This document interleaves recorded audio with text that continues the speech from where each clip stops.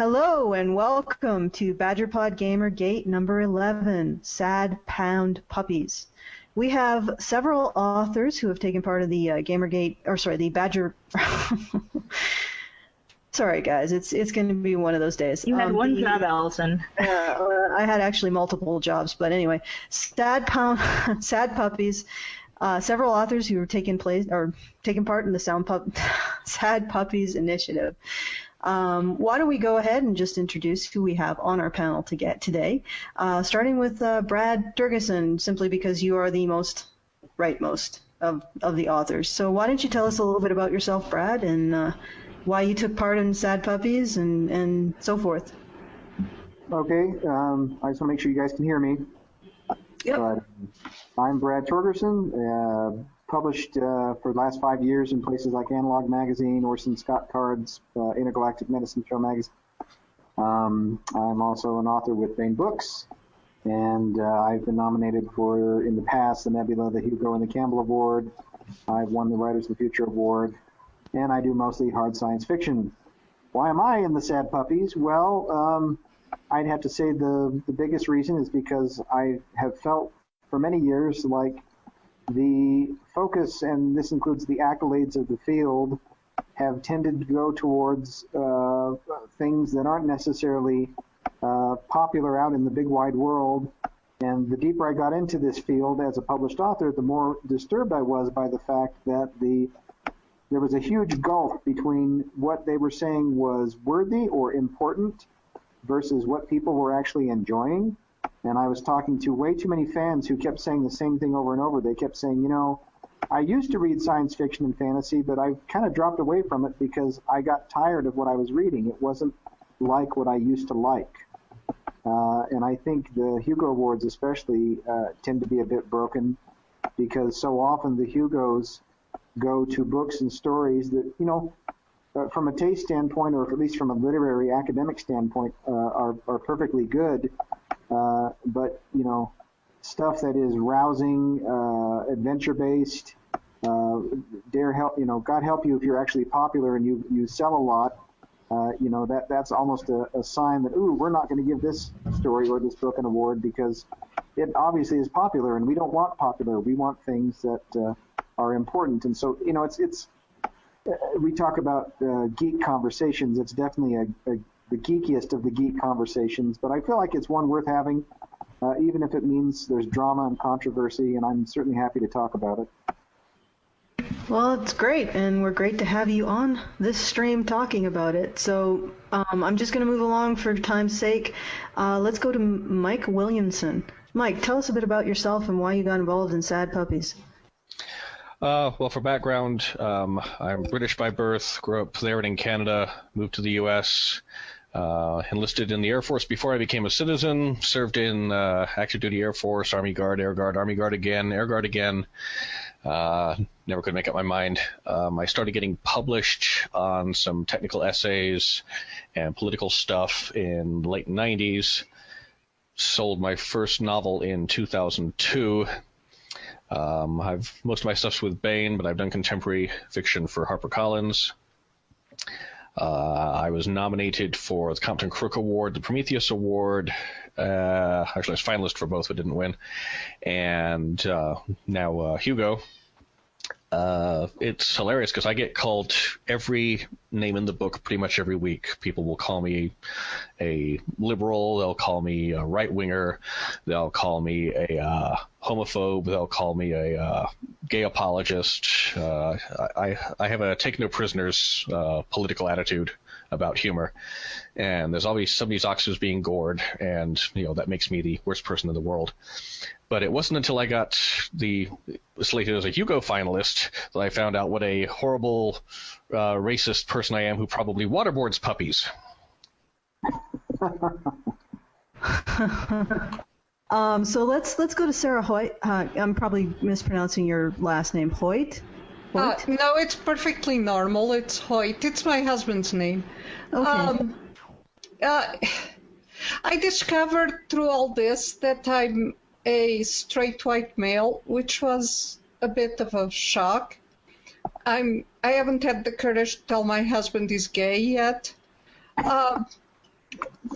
But I thought I was female and born and raised in Portugal. And I came here 30 years ago. It seems like yesterday. And I've written 23 novels for 3 different publishing houses in science fiction, fantasy, mystery, and historical fiction. Right now I work only for Bayan and Indie because it's not worth the stress. I've also been published by Analog and Asimov's and most of the magazines in the field and a bunch of anthologies. As for Sad Puppies, I'm in it because I agree with the guys. In fact, being older, I think I identified the problem before anyone but Mike, because Mike is suspicious. But, and I've never called Mike anything except mad, and he calls himself that. Also, please don't blend kitties, because my cat's giving me a really odd look. We don't actually, we don't actually do kitten smoothies. I know. It's just what we get tarred with a similar brush as I guess gender apostates, you might say. Yes. We look at men's vulnerabilities and how women actually aren't victims of every single thing. So we tend to get hit with a lot of different slurs. So we just make fun of them a little bit. I sometimes sub for Instapundit, and as you know, he makes puppy smoothies, so that's okay. Yeah. All right. Okay, so why don't we get a little bit of a history of Sad Puppies? And I know we got some from John Wright last week, but let's reorientate the audience again to what this is about. Does anybody, Brad, would you like to take that? Okay. Yeah. So, go ahead. In brief, Sad Puppies began as a tongue-in-cheek joke that Larry Correia was doing 2 years ago. And the basis of the joke was every time a tedious, message-driven, literary niche story about depression and ennui and, basically anytime you had a story like that winning an award, it made puppies sad. And so please do your part to fight puppy sadness. It was basically Larry kind of poking a thumb. Now, Larry prides himself, he calls himself, a pulp writer. He's proud of the fact that he writes rip-roaring, a very action-oriented fiction, and he's very, very popular and has done very well with it. And he makes no bones about the fact that he's tired of the snobs who look down their noses at him. So that's kind of how Sad Puppies started. Last year, though, we got more ambitious with it. We decided, okay, well, we're getting some attention with this thing. Let's actually try to make an impact. And so the idea was, let's actually do a formal slate. We're not going to do some little sneaky, quiet thing like everybody else has been doing in the Hugo Awards forever and ever. And also at the Nebulas, same thing. It's all sneaky, backdoor, behind the curtain. We thought, nope, we're going to be transparent. We're going to do it out in the open. So that's exactly what we did, and it was a limited slate. There was only a few people to participate. I chose to put myself on there just because I'd been on the Hugo ballot before. I didn't want people to think that, oh, well, this is just Larry doing it for himself or his own ego. I thought, no, let's try and put some people who have been on there before so that we can kind of say, hey, this is work that's already kind of proven, or at least the authors who are participating. Not everybody is just trying, hey, I want a Hugo nomination because I've never gotten one. And so we actually thought, well, let's go ahead and go with that. Then we had more success than I think anybody expected. We really didn't think we would get most of the names that were on the limited slate onto the final ballot, which of course got us a tremendous amount of attention at that point. And then earlier this year, we kind of had a little in-group discussion. Should we continue with it, or have we proven all the points that are worth proving? And this is, Mike was involved in that, and so was Sarah and myself and Larry and a few others. And ultimately, the group decision was, yeah, let's go for it. But the question arose, who's going to front it? Since Larry had carried it 2 years in a row, I said, you know what, even though it's going to get me some grief, I think I can do that. So I volunteered to take it for this year. But one thing I wanted to do different with it specifically was I wanted to make the slate even broader. And I really wanted to try to put some works and some authors on there and some editors who I felt had been done wrong in the past. People who were very, very good at what they did and had been, doing a lot of good work for a long time, but just always fell into the blind spots. And I also wanted to try to put some new authors on there, who I felt were perfectly deserving but might struggle otherwise to find the necessary recognition, and so on and so forth. Again, all with an eye towards doing things and doing people that I thought would be less literary/academic oriented and more popular oriented, or I should say orientated maybe. And that was the basis of the Sad Puppies. And of course, everybody knows about all the giant, massive tempest in a thimble at this point. So I won't belabor all that. But really, that's the genesis of the project. All right, Karen. Okay, well, I was just wondering if you guys in the science fiction fantasy community are aware of what's sort of been the tempest that's brewing in the gaming community and the comic book community and all of these other forms of media that tend to be enjoyed by sort of, I guess, the nerd population. Are you guys aware of any of that? Because there's a lot of it going on. I actually wrote about Gamergate for PJM very much as an outsider because I'm profoundly boring. I just write and read books. But I followed it with a kind of horrified, and I wrote about it for PJ Media. I do this Book Plug Friday where we plug, the books of whoever sent them to us. And we do a little article in the beginning. And I did one called Bad Romance. Yes, and I did link Lady Gaga because the social justice warriors are bad girlfriends invading the personal space of nerds who have always, geeks, who have always been safe from them and demanding we change everything to be according to them. And of course, if we did, then they would leave us and go change someone else. So that's what I did. I wrote it under the title Bad Romance, but it was it was for outsiders, this is what's going on, because I'm an outsider. Well, actually, Gamergate has been blamed for the Sad Puppies for you guys' actions. They decided to blame Gamergate. I don't know did you guys know that? No, they're seeing Gamergate under their beds. Yeah. I have no contact. I have some people who comment on my blog who are involved, but even they are so peripheral in Gamergate. I mean, they're gamers, but they're really peripheral. So. Well, I remember I've been hearing lately about the slate is all right-wing conservative males, and of course, a lot of them aren't male. A lot of them aren't conservative, right-wing, whatever. A lot of them aren't heterosexual. A couple of us are immigrants, people from a variety of ethnicities. And I tell people I am a complete failure of a right-winger. I supported gays in the military in the 80s when I was active duty. I knew a young man who'd just enlisted, and officially I was supposed to report him since he admitted to me that he was gay.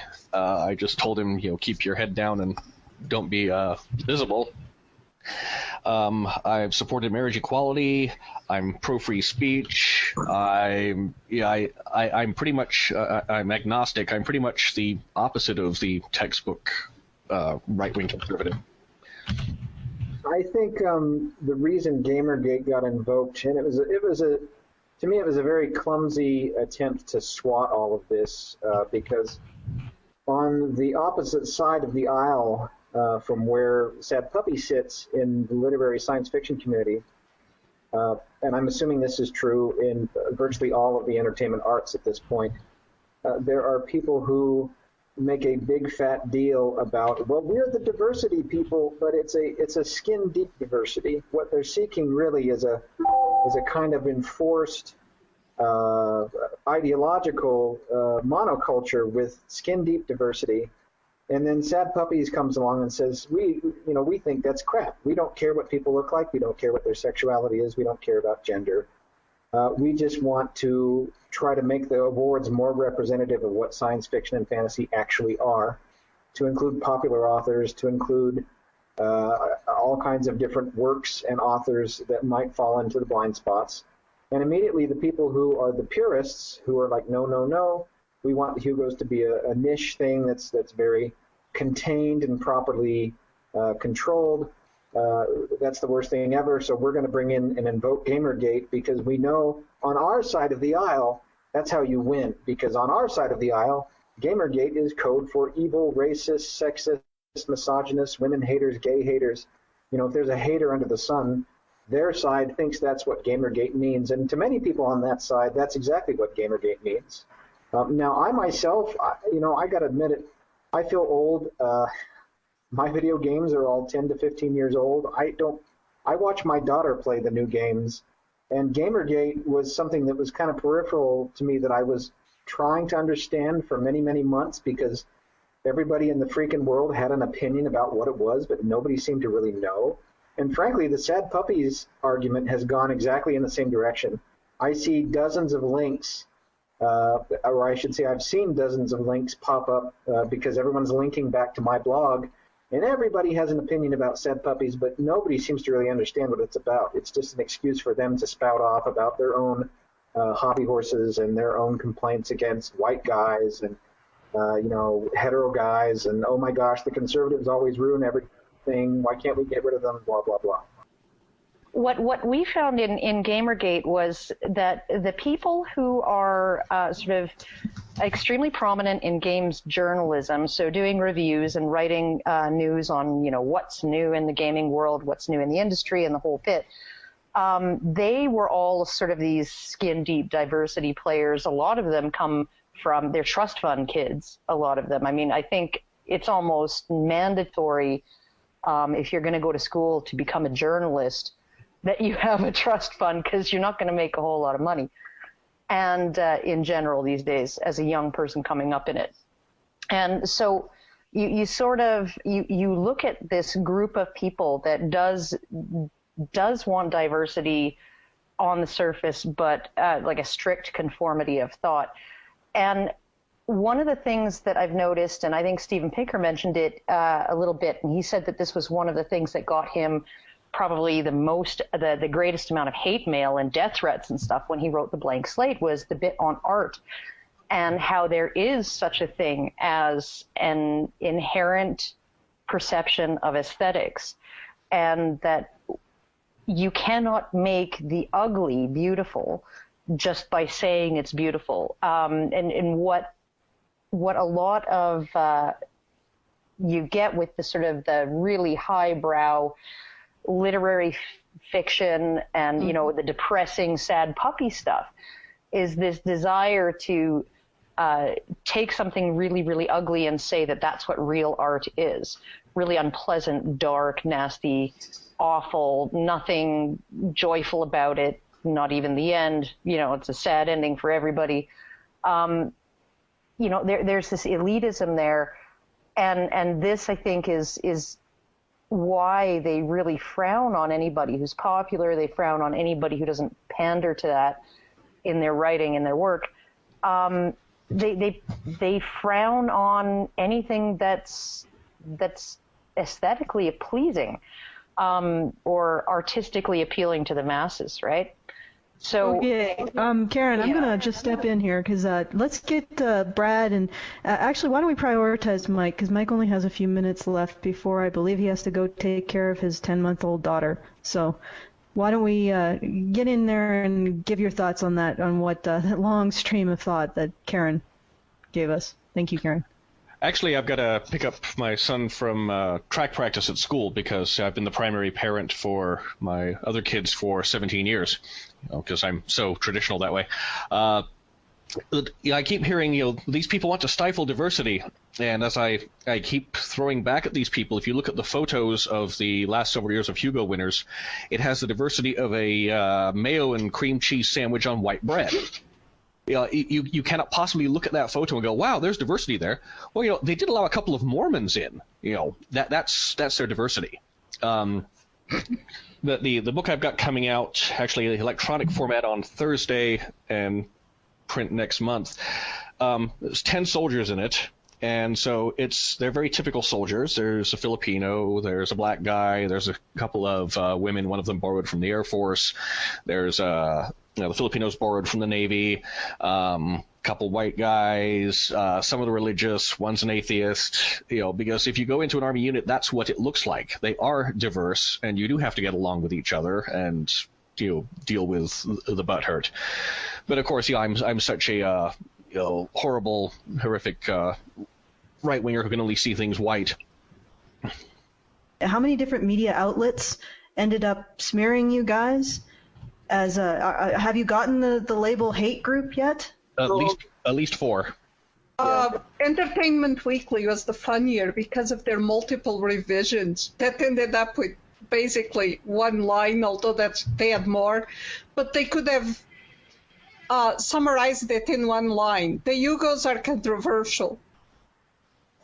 I think, well done, guys. Yeah, I think with the media, that to me that was the clown car arrival, because it was obvious that somebody inside science fiction who was so upset with us for coming to ruin the Hugos that they speed dialed their buddies and said, "Hey, we can feed you guys a line, and this will go wide, and we can trash them. We can get them now." And so suddenly, over like a 24 to 48-hour period, all these media sites pretty much parroted the same line of crap. And it was easily debunked. I mean, if the original Entertainment Weekly article if the person doing that had spent 30 seconds checking it, they would have realized it's garbage. But they didn't. They ran with it. They got egg on their faces. They totally fell for it. But that didn't really matter because, again, it's all about the narrative. It's all about spreading the narrative. They think if you can spread the narrative enough, then that will become the truth, and the actual facts don't matter. My daughter's 17. She grew up going to conventions. Her first convention was 12 days old, my older daughter. She ran my booth at the Comic-Con here, does dozens of events a year. She knew the Hugos existed, but not precisely what they were. And that's, most people in so-called nerd culture don't know what they are. So why is this international news on major media?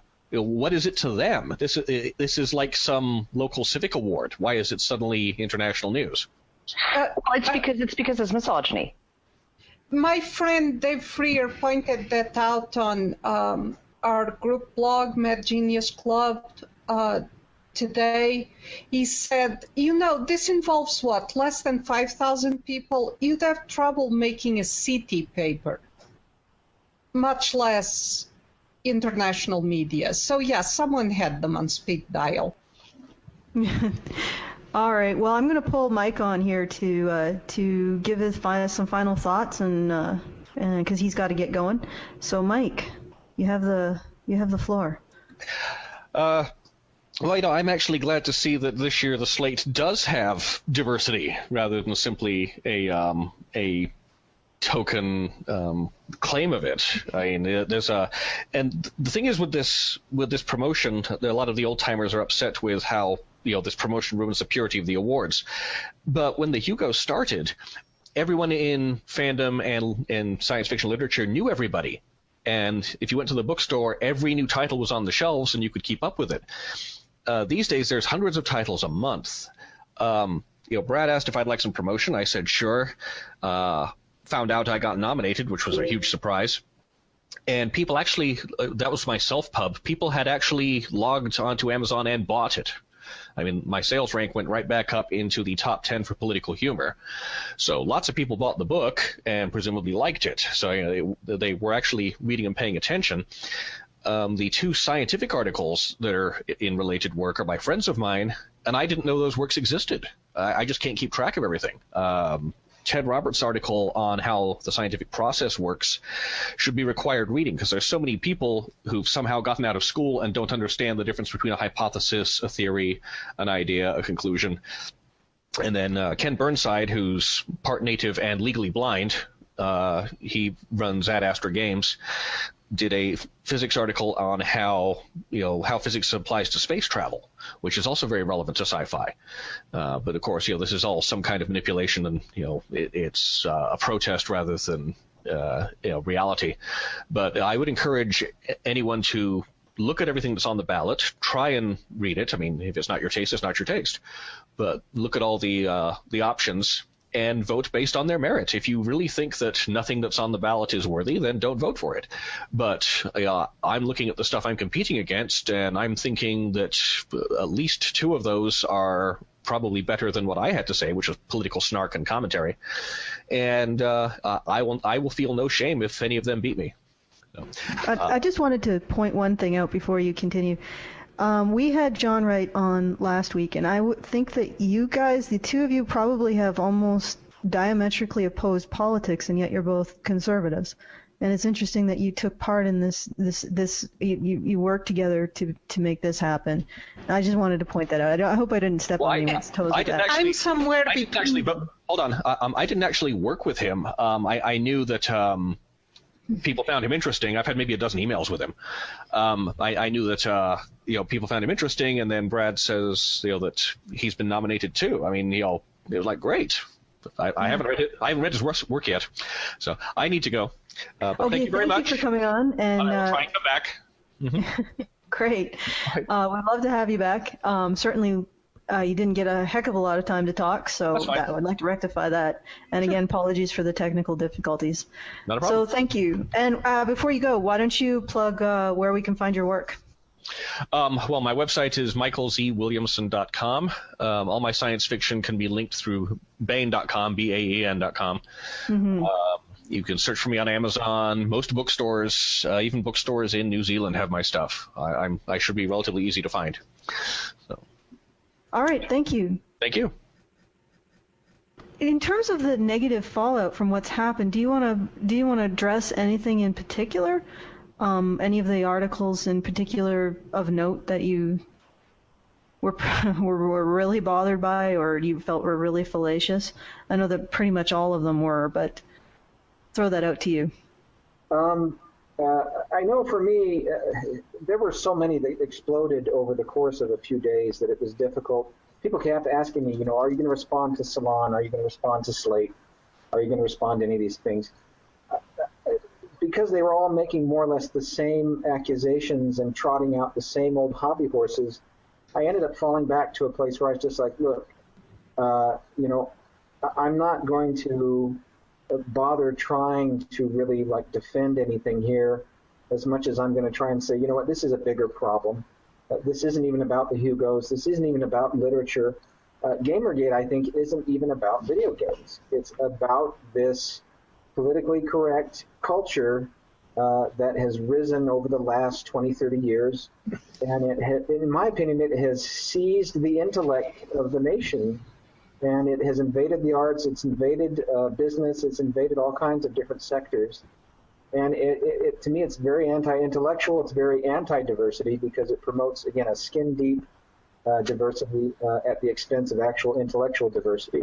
You cannot say the wrong thing, you cannot be associated with the wrong people, for all definitions of wrong, which include whatever the politically correct people decide this week. And I just don't understand. Well, actually, I do. It's about fear, and I was going to say, I don't understand why people don't speak out more, but they're afraid. They're afraid of what's going to happen to them. They're afraid of the media backlash. They're afraid their friends are going to ditch them, and so on and so forth. But sooner or later, the nut has got to crack. Sooner or later, people have got to have enough. Are we there yet? I don't know that we are. I hope we are. I keep hoping we are, but I don't know that we are. Well, I would say that the existence of what's happening with Sad Puppies and Gamergate and some other stuff that's going on, pushback, I would say that people are at the breaking point. They're at the point where they're just tired of giving ground and giving ground and giving ground. And the people that they're giving ground to are never happy with the ground that they have. They just want more. If you allow them in, if you allow them to dictate what you're going to do and your choices and thoughts once, they just keep going and asking for more, and until there's nothing left. And so there is no win condition in appeasing them. The only win condition is to say, no, you're not going to get me to do this thing. Yeah, Brad is right about the fear. You watch yourself all the time. And to the extent, that I'm helping in this, and I'm, it bent my life out of shape for the last week. It's been an effort to make sure that the people who are coming science fiction and fantasy now don't have to live in fear, and that we get an actual diversity of ideas. Yeah. Which was really what the genres are about, is the diversity of ideas. I said before on this podcast that it's with these individuals of a certain merit, it's really about being able to exclude people, not include them, and being able to exclude people by increasingly arbitrary and strict standards. But I see that Brad has sent me a message that he's got to go. So if you want to point people to where they can find your work, either your blog or your writing work, and it's been great. So I'll cede the mic to you to do that, and then I'll get Sarah to do that, and we'll say goodnight or afternoon. Okay. First of all, I want to say thanks for having us on. Thanks for letting us have our say. That's more than I can say for the other side, who haven't reached out to us barely at all. Anyway, my work is available through the Baen.com website, B-A-N, that's Baen Publishing. You can also find me in the pages of Analog Magazine, Orson Scott Card's Intergalactic Medicine Show Magazine. There's various anthologies, but obviously, you can go to Amazon, you can go to Barnes & Noble to pick up the work in trade paperback form. All right, thanks, and it's been wonderful to have you guys on. I don't really think there's sides here, and I prefer to have a diversity of points of view. And it just seems like that's part of our problem, is that we can't seem to disagree anymore without throwing each other into a pit of damnation because we don't agree on everything. People come to their opinions generally, unless you have a legitimate psychological diagnosis of sociopathy, you usually have your reasons. Yes. And nobody gets anywhere by not hearing somebody else's opinion. I mean, it doesn't mean you have to agree with them, because we can discuss, we can criticize, we can talk about our differences in opinion rationally, but you don't erase their humanity. Because I do my work both indie, I'm bringing out a lot of the stuff that came out mainstream. I mean, in the traditional publishers, as it reverts to me, and I have a lawyer aggressively making sure it reverts. So I am at Baen, but I'm also at sarahoyt.com. Mm-hmm. I think I have at least one of those linked in the low bar of this YouTube. Yeah, and I'm at sarahoyt.com, which has the listings of what has come out lately, and I put stuff there when I do anything indie. And I'm also at accordingtohoyt.com. That one is because I was trying to find a blog name, and my son said according to Hoyle, and then my husband said according to Hoyt, because she likes to pontificate, as you see. So.